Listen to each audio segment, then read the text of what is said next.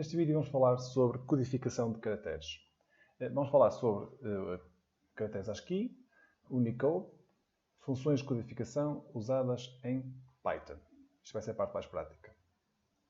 Vamos começar, antes de ir para o Python, portanto, para as funções de codificação usadas em Python, vamos abordar um bocadinho de fundamentos teóricos, nomeadamente sobre a codificação ASCII e sobre o Unicode. Portanto, primeiro, o que é uma codificação de caracteres? A melhor maneira de começarmos então, a entender o que é falar sobre uma das codificações de caracteres mais simples e mais antigas e mais usadas pelo mundo ocidental, que é a codificação ASCII. ASCII são as iniciais da American Standard Code for Information Interchange, que engloba o seguinte. Portanto, tem letras minúsculas e maiúsculas, tem caracteres ou símbolos especiais, caracteres de espaço, tabulação, caracteres não imprimíveis, por exemplo, o backspace. Mas o que é uma codificação então de caracteres? Basicamente é uma tabela de codificação que consiste em traduzir caracteres usados pelo homem, por exemplo, que nós usamos, portanto, letras, símbolos, espaço em branco, caracteres de controle, etc., para bits, zeros e uns, porque é o que é usado nos computadores. Os computadores só trabalham com zeros e uns. Cada caractere é codificado numa sequência única de bits. A tabela ASCII, que foi criada em 1963, contém 128 caracteres, portanto, que vão desde a posição 0 até a posição 127. Isto tem a ver com o base 2 elevantado ao número de caracteres que nós temos, neste caso 7. Portanto, ela foi inicialmente criada com 7 bits, e depois foi acrescentado então um 0 à esquerda, pois os computadores modernos trabalham em unidades de 8 bits, convencionalmente conhecidas como byte. Portanto, os computadores trabalham com byte, com 8 bits, como a codificação ASCII foi criada com 7, para ser compatível com os computadores modernos, quando estamos a falar de modernos, estamos a falar dos anos 70, 80 já, então aí passou a ser de 8 bits. Temos aqui então a tabela completa, portanto com todos os caracteres ASCII e a sua respectiva numeração. Como é que podemos perceber ou codificar, digamos, esta tabela? Vamos imaginar, por exemplo, vamos aqui à letra A maiúscula. Vocês estão a ver, existem aqui uma série de símbolos. Os primeiros 32 são símbolos de controle e depois temos aqui alguns números, como vocês estão a ver, portanto 0 a 9, caracteres especiais, minúsculas e maiúsculas. Para vocês perceberem como é que funciona, vamos ver aqui, por exemplo, o caractere A, a letra A. Portanto, a letra A, vocês reparem que ocupa a posição 65 da tabela e depois tem uma representação em binário. Vocês estão a ver que é 0, 1, 0, 0, 0, 0, 0, 1. Portanto, que é o correspondente a 65 em binário. Mas também podem ver aqui uma codificação interessante, que é a codificação do sistema hexadecimal. Portanto, o A em hexadecimal está representado por 4, 1. Portanto, 41 em hexadecimal corresponde então a 65 decimal, que é a letra A. Vamos ver aqui um exemplo de codificação, então. Temos aqui uma palavra, por exemplo, hello, que tem aqui, então, neste caso em inglês, tem a letra H, o E minúsculo, o L, dois L's minúsculos e o O minúsculo também. Temos aqui, então, a representação. Reparem, eu fui àquela tabela que nós vimos, portanto, e fui buscar cada uma das letras. Portanto, e cada uma destas letras, por exemplo, o H maiúsculo, corresponde à posição 72. Estão aqui a ver, portanto, 72, que é a posição dela, que é o binário, que é o decimal dela. Portanto, a posição decimal que ela ocupa. Que corresponde aqui em baixo, vocês podem ver, então, ao sistema binário, portanto, que é o que está aqui. Portanto, 0, 1, 0, 0, 1, 0, 0, 0, o H. Portanto, que é precisamente o número que está aqui, que vocês estão a ver. Portanto, e depois cada uma das letras tem, reparem, a mesma tradução, portanto, a mesma codificação. Portanto, o processo é sempre o mesmo. Portanto, é assim que funciona a tabela ASCII, portanto, já há bastantes anos. Contudo, surge um problema, que é como é que outras línguas, por exemplo, o chinês, o árabe, por exemplo, o cirílico, etc., ou símbolos são representados. Portanto, então aí surgiu a necessidade de criarmos um sistema que fosse mais universal. Daí então surgiu o Unicode.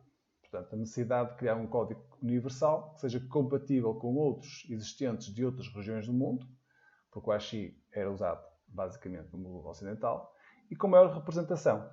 Portanto, em 91 nasceu assim o Unicode, cujos três principais objetivos são serem universal, portanto, atender às necessidades das línguas do mundo, ser uniforme, ou seja, os códigos de largura fixa para acesso eficiente, e ser único, ou seja, a sequência de bits tem apenas uma interpretação em código de caracteres.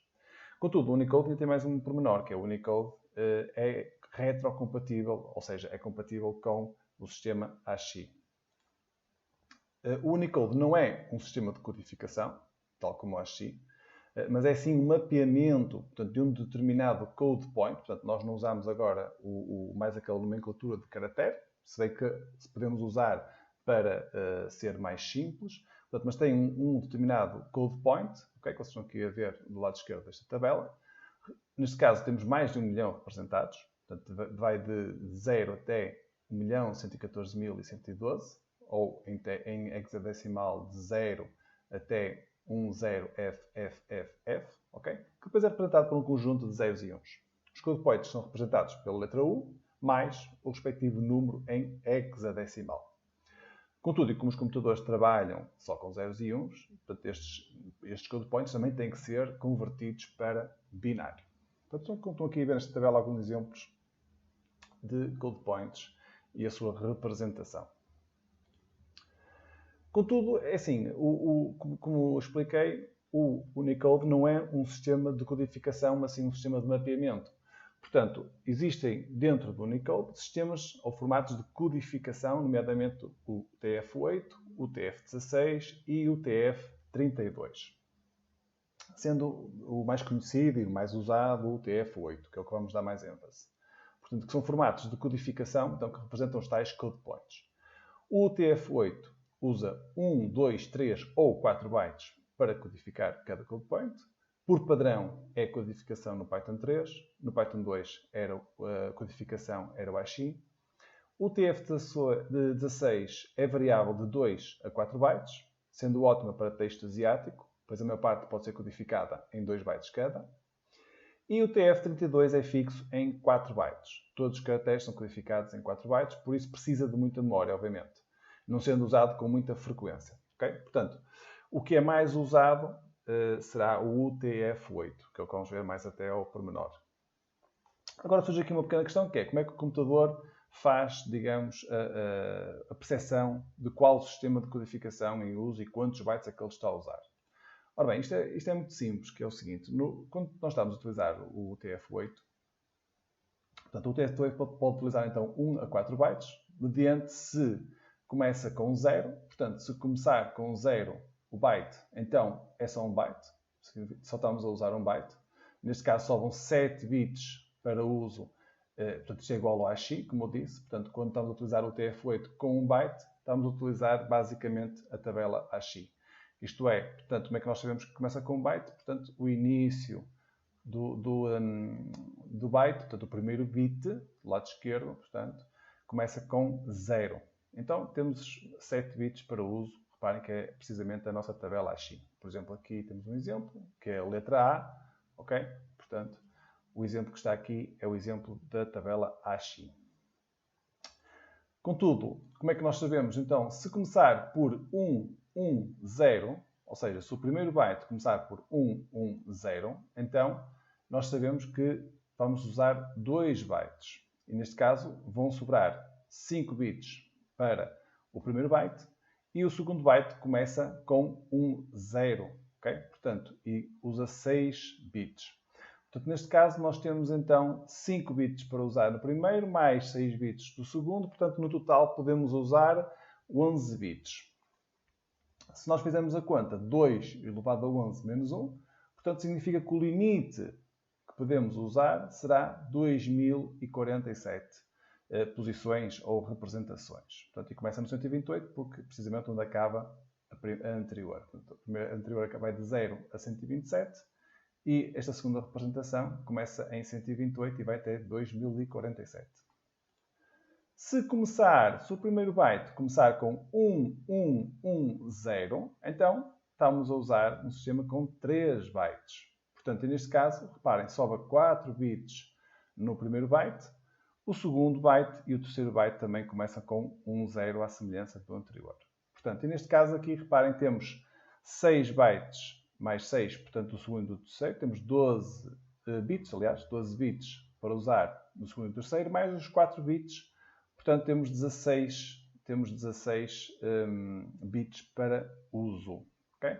2 elevado a 16 menos 1 será, então, 65.535, que será o conjunto limite de representações que podemos utilizar, então, com 3 bytes. E começa precisamente onde acaba a outra representação, 2048.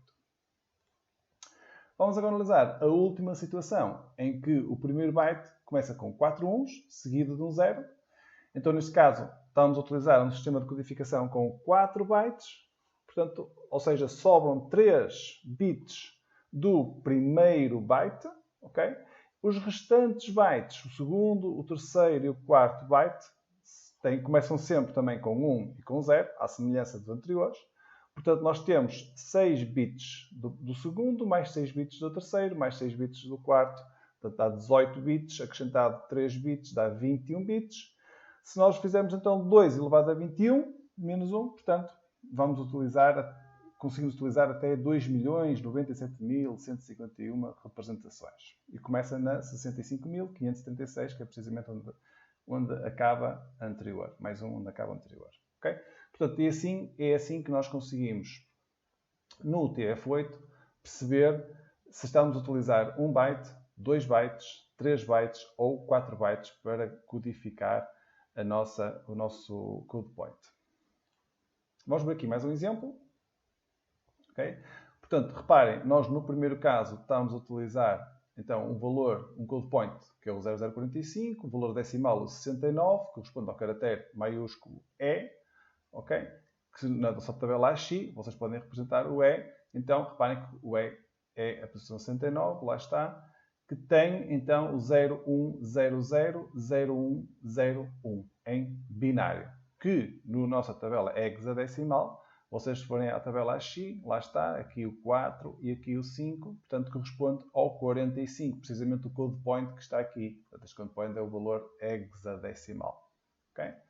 Temos aqui agora outro símbolo, φ, por exemplo, o caractere φ. Reparem que neste caso nós estamos a utilizar então 2 bytes. Okay? Portanto, temos o respectivo code point em hexadecimal. Okay? Portanto, e depois temos aqui o valor decimal correspondente e o valor binário também correspondente. Okay? Portanto, isto é muito tranquilo, muito simples. Vamos agora ver, no caso então de utilizarmos 3 bytes, okay? Por exemplo, este caractere chinês, por exemplo, utiliza 3 bytes. Temos aqui então o valor decimal, aqui, portanto, 34.507, o respectivo valor em hexadecimal, também aqui na respectiva coluna. Okay? Portanto, ele ocupa 3 bytes para o codificar. Por fim, temos aqui então 2 símbolos, okay? um caractere grego e o símbolo do ovo, por exemplo, em que nós temos o seguinte, temos então, para o representar, precisamos, reparem que o valor aqui decimal já ultrapassa os 65.535, portanto, já está no 536, portanto, já precisamos de um quarto byte para representar. Okay? Portanto, precisamos de 4 bytes para representar este valor aqui. Portanto, e temos aqui o valor em hexadecimal, um F95A, portanto, em representação hexadecimal, cá está. E depois temos então o correspondente em binário. Portanto, podem ver então através deste exemplo como é que podemos utilizar então 1, 2, 3 ou 4 bytes. Temos aqui uma nota final, que é uma tabela comparativa com o sistema UTF-8, UTF-16 e UTF-32. Portanto, eu abordei mais o UTF-8 neste vídeo, porque é o que nós usamos no Python e é o mais usado a nível mundial. Portanto, só para vocês perceberem o seguinte, que nem sempre em todas as aplicações o UTF-8 é melhor do que o UTF-16 ou o UTF-32. E temos aqui então este caso, que é os caracteres asiáticos, neste caso, por exemplo, o chinês, ocupam 3 bytes no UTF-8. Reparem aqui este símbolo. Estamos a falar aqui do caractere chinês aqui. portanto, 3 bytes no TF8 e somente 2 bytes no TF16. Portanto, devido ao facto, obviamente, do alfabeto inglês usar codificação ASCII. Portanto, nem sempre, só vocês terem uma pequena nota, que nem sempre o TF8 é o mais otimizado. Vamos agora passar, então, estes conhecimentos agora para a prática, para o Python. Okay? Portanto, vamos aqui ao Python. Portanto, temos aqui, então, vamos aqui dar alguns exemplos. Pronto. Temos aqui, por exemplo, o caractere A. Okay? O caractere A, que nós vimos aqui, era o símbolo 41, por exemplo. Então, se eu fizer um print barra no Python, vocês têm que utilizar o caractere de escape barra U minúsculo ou barra U maiúsculo. Mediante utilizamos 4 ou 8 bytes. Neste caso, como estamos a utilizar 4, então, utilizamos o U minúsculo. Okay? Portanto, e vocês vão aqui, então, e põem o respectivo valor em hexadecimal, okay? Que será o 41. Okay? 41. Portanto, eu vou executar aqui o código, vocês perceberam. Portanto, e cá está, ele vai imprimir, então, a letra A maiúscula. Se eu quiser também, aqui em Python, posso fazer o seguinte. Se eu fizer print e meter o valor em hexadecimal, portanto, e o 0x, isto é a indicação de que é um valor hexadecimal. Portanto, reparem o que é que vai acontecer. Eu vou executar e ele vai me dar o valor precisamente em decimal. Portanto, vai me dar o 65. Podemos ver aqui também utilizar algumas funções. Portanto, agora vamos aplicar aqui algumas funções que disse que íamos usar. Que é a função hex, que converte então o valor que está aqui, 65, o valor inteiro, para o meu valor hexadecimal. E reparem o que é que vai fazer então. Eu vou executar. Reparem, cá está. Portanto, eu fiz hex. Portanto, ele vai converter este valor decimal, 65, num valor hexadecimal. Portanto, 0x é a indicação de que é hexadecimal e depois 41 é o valor, então, em hexadecimal. Posso também fazer o seguinte, através da função bin, posso também fazer precisamente a conversão deste 65 para binário. Então, eu vou executar. E reparem que ele agora dá-me 0b, e este 0b significa que é uma representação binária, e o que vem a seguir então é o número binário, portanto no sistema binário, que corresponde ao 65. Portanto, se eu fizer bin 65, ele converte-me este 65 em binário e dá-me o número. Portanto, 1000001 corresponde então em 65 decimal. Posso usar também a função int. Okay? Existe uma função também int que converte precisamente este valor que nós obtivemos agora aqui na base binária. Okay? Portanto, o que é que ele vai me dar então? Reparem que ele vai me fazer então uma base decimal. Reparem, ele vai-me converter este valor que está na base decimal, binária, aliás, portanto vai-me converter para decimal. A mesma coisa eu posso fazer aqui para a base hexadecimal. Ok? Portanto, vai converter, reparem, este valor que está em hexadecimal, porque eu estou aqui a informar o Python de que este valor é hexadecimal, ok? E ele, reparem que vai-me converter agora para inteiro. Reparem, vai-me dar então 65. Ok? Porque eu disse ao Python que este valor aqui, 0x41, estava na base 16, que corresponde ao hexadecimal. O int também faz o valor inteiro do número decimal. Portanto, se eu fizer int 30.5, ok? Vai-me retornar o valor inteiro desse valor, 30. Okay? Também posso fazer o seguinte, através desta função ord, okay? Que retorna o código, o Unicode code, portanto, o número que está representado em A pela respectiva posição. Isto é, qual é a posição ordinal, digamos, do A. E ele vai-me retornar, ok, o A é a posição 65, ok? Que foi o que nós vimos anteriormente. Também podemos fazer ao contrário, ou seja, qual é a posição, qual é o caractere que está na posição 65. E reparem que ele vai-me retornar, então, o A, neste caso. Portanto, isto são funções que nós, no Python, podemos utilizar, então, relativamente aos caracteres, à codificação, então, do Unicode. Temos aqui mais um exemplo, para vocês perceberem. Eu vou só comentar aqui este código que está aqui. E vou então usar, por exemplo, o símbolo do pi. Okay? Pronto, então eu vou aqui ao símbolo do pi. Por exemplo, o símbolo do pi é o 03C0. ok?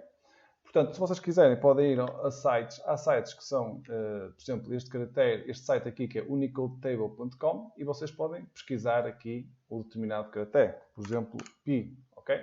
Se eu faço pi, ok? Ele vai-me retornar o símbolo, okay, que nós temos aqui. É só depois pesquisar, ok? Fazer o pi. Pus aqui o pi, ok? Cá está, small p, estão a ver? Portanto, o grego, o símbolo grego.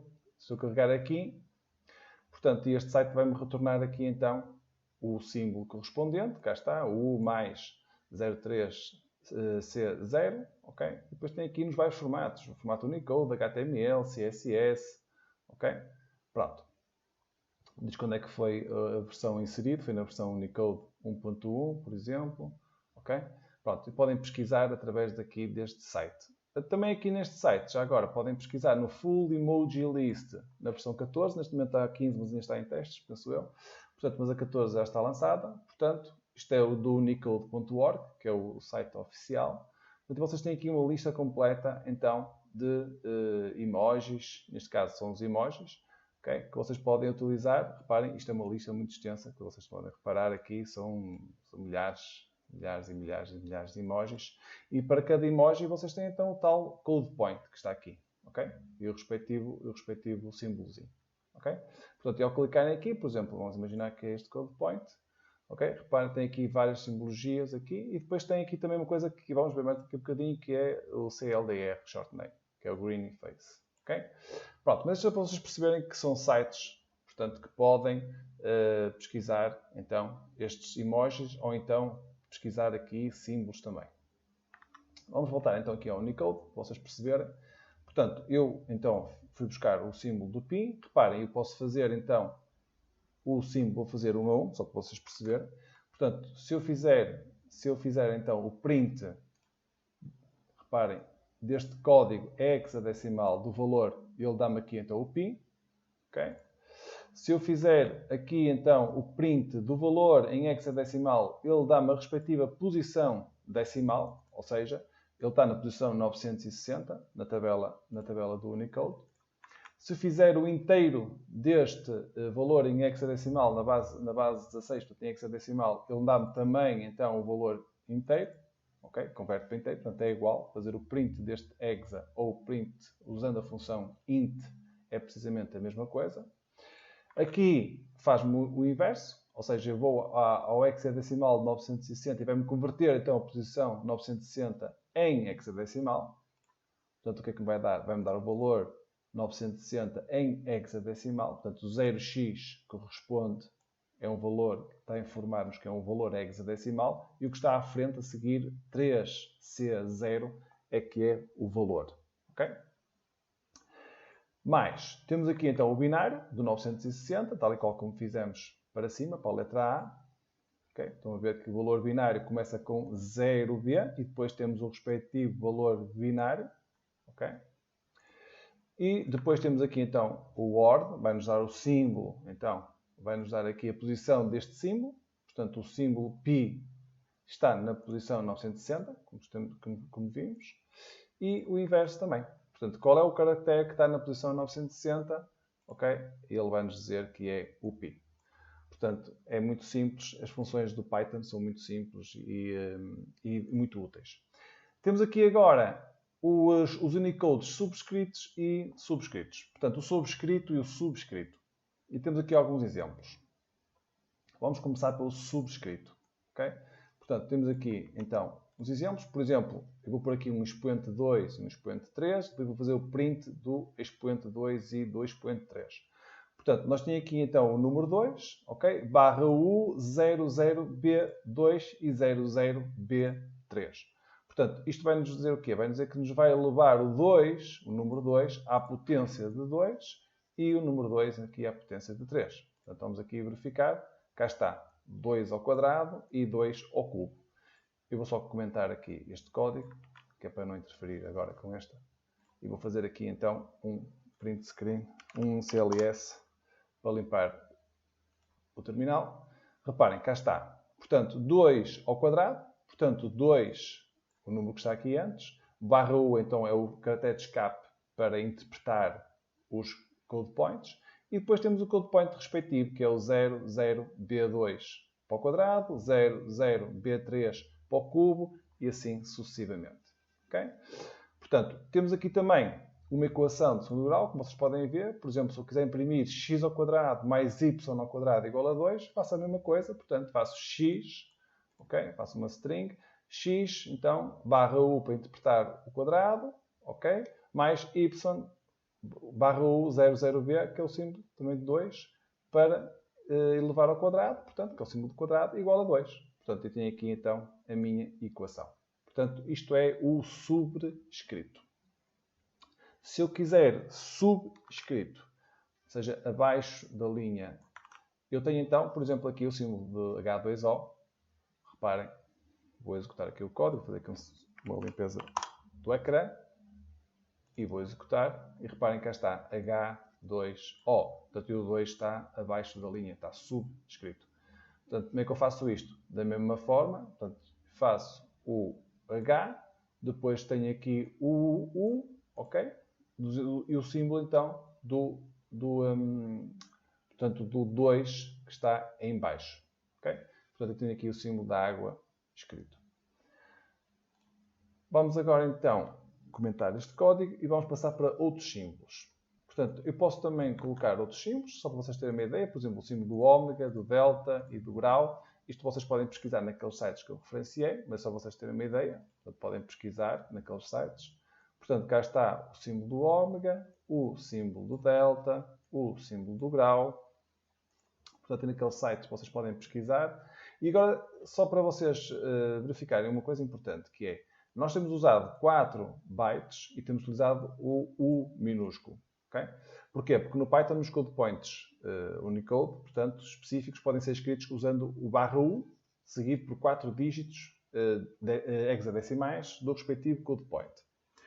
Quando nós temos um code point em que começa por barra U maiúsculo, okay, e a seguir temos o mais e temos, por exemplo, este caso que eu vou usar, o smile, por exemplo, okay? Eu vou só comentar aqui isto. Por exemplo, em que temos U mais e depois temos 1, 2, 3, 4, 5. Portanto, já não podemos aqui no Python utilizar esta nomenclatura. Porquê? Reparem, eu vou executar e isto vai-me dar um erro. Okay? Porquê? Porque quando nós temos, então, um barra U, se o nosso code point utiliza um barra U maiúsculo, seguido de mais do que 4 dígitos, portanto, neste caso são 5, então nós temos que converter este barra U maiúsculo, ok? E temos que acrescentar 3 zeros, porque isto significa que temos que utilizar 8 dígitos hexadecimais. E é isto que significa, então. Então, o que é que fazemos? Fazemos o seguinte, que é, quando nós temos, então, 8 dígitos, acrescentamos, portanto, temos 5, portanto, temos 5, temos que acrescentar, então, mais 3. E acrescentamos à esquerda, obviamente, que é o menos representativo. Portanto, vamos pôr aqui, então, à esquerda, 3 zeros. Okay? Portanto, e acrescento barra U, que é para dizer que é um código Unicode. E reparem que eu agora vou comentar este e vou colocar este. E então, tenho o mesmo símbolo, reparem, 5, acrescido de 3 zeros, e se eu agora executar, reparem que já tenho aqui então o smile, ok? À semelhança, por exemplo, do pu, também tenho aqui, ok? Que é igual. Portanto, se eu fizer isto, isto vai-me dar erro, ok? Mesmo que faça entre pelicas, mesmo que eu ponha aqui entre pelicas aqui, portanto, isto dá-me erro, executo, ele dá-me aqui, o que é que ele dá? Vai-me imprimir, aqui onde dá erro, diz que vai imprimir, obviamente, uma string, ok? Portanto, mas se eu puser aqui o barra U, que é para ele interpretar isto como um caractere de escape, reparem que então ele diz que não existe, não consegue codificar, reparem que ele diz aqui, Unicode escape codec can't decode bytes in position 0 e 1. Ok? Portanto, isto significa que o barra U, ele está à espera, quando nós colocamos barra U maiúsculo, está à espera de 8 bytes. Então temos que colocar 8 bytes, ok? Seguidos. Isto é, se o nosso code point já tem estes 5, então acrescentamos os restantes que faltam, que são 3, à esquerda. Então, se escrevermos U barra U, portanto 00, 0 e depois o respectivo número de code point, eu executo e agora reparem que já tenho ali o meu símbolo. Okay? Portanto, é preciso ter atenção nestes casos. Temos aqui outro exemplo. Por exemplo, aqui um coração. Reparem, é a mesma história. Portanto, eu tenho aqui o meu símbolo de coração é este. Portanto, eu, se quiser colocar este símbolo aqui, então faço os 3 zeros. Portanto, acrescento os 3 zeros ao meu símbolo e ele agora então vai executar o meu code point sem qualquer problema. Para terminar, só queria falar num projeto que está em curso na Unicode Consórcio, portanto, que fornece dados de localização em formato XML, que se chama CLDR, ou Common Located Data Repository. Pronto. Em que nós utilizamos o seguinte, o que nós estamos a utilizar, em vez de utilizar o Unicode, utilizamos os nomes, ok? Então, como é que pomos aqui? Pomos o /n, que quer dizer que é um nome, que é uma estrutura de nome que estamos a usar, e depois entre chavetas pomos a respectiva cara, ok? Naqueles sites que vocês viram aqui, naquele site que era este, por exemplo aqui, ok? Reparem, nós temos aqui também neste site aqui, reparem, neste site aqui do Unicode, portanto neste site do unicode.org, vocês, para cada um destes code points, ok? Vocês têm aqui as várias variantes. E reparem que aqui no final tem CLDR Short Name. Isto é o nome para representar este code point. Ok? Portanto, só que em vez de utilizarmos o code point, o que corresponde a um code point, estamos a utilizar então um nome. Ok? Por exemplo, Greeny Face with Big Eyes, etc.